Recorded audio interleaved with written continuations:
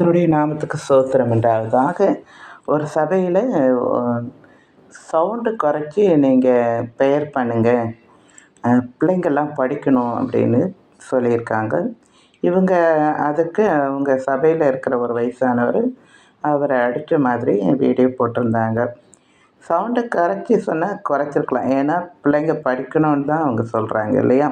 அதனால் சவுண்டை குறைச்சிருக்கலாம். சிலவங்க 3 நாள் மீட்டிங்குன்னு கண் இது மாதிரி நடத்துவாங்க. அப்போது சவுண்டாக வச்சப்போ பக்கத்துல எல்லாம் வீடுகள் இருக்கிறதுனால நம்ம அவங்களுக்கு டிஸ்டர்ப் பண்ணாமல் நம்ம ஏன்னா வயசானவங்க இருப்பாங்க, வியாதிஸ்தர்கள் இருப்பாங்க, குழந்தைங்க வந்து தூங்குற அந்த மாதிரிலாம் இருக்கும் இல்லையா?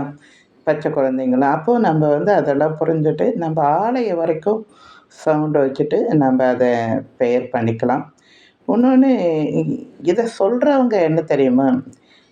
அவங்கள பார்த்தீங்கன்னா, நம்ம திருப்பி கேட்குறோன்னு நினைக்கக்கூடாது. நாங்க எவ்வளோ அட்ஜஸ்ட் பண்ணிக்கிறோம் அப்படின்றதுக்காக சொல்றேன்.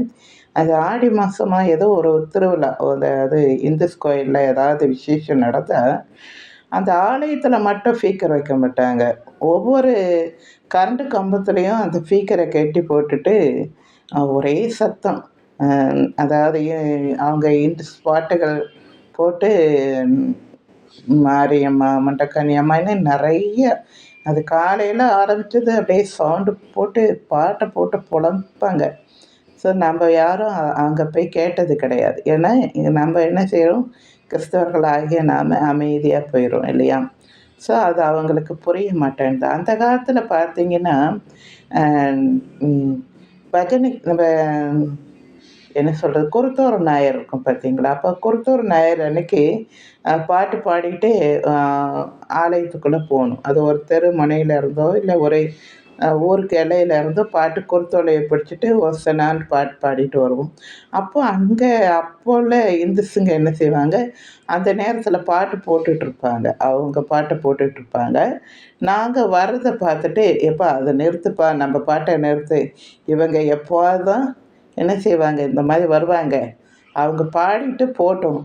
அதுக்கு பிறகு நம்ம போட்டுக்கலாம் அப்படின்னு சொல்லி, அவங்க அந்த நான் சின்ன பிள்ளையா இருக்கும்போது நான் அவங்க பேசுறத நான் கேட்டுருக்கேன். ரொம்ப ஆச்சரியமா இருக்கும்.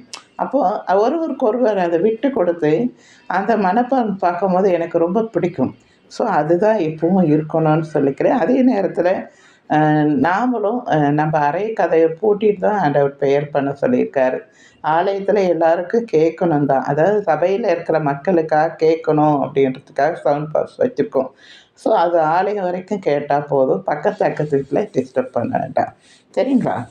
பிடிச்சிருந்தா லைக் பண்ணுங்க. மற்றவங்களுக்கும் ஷேர் பண்ணுங்க. Thank you.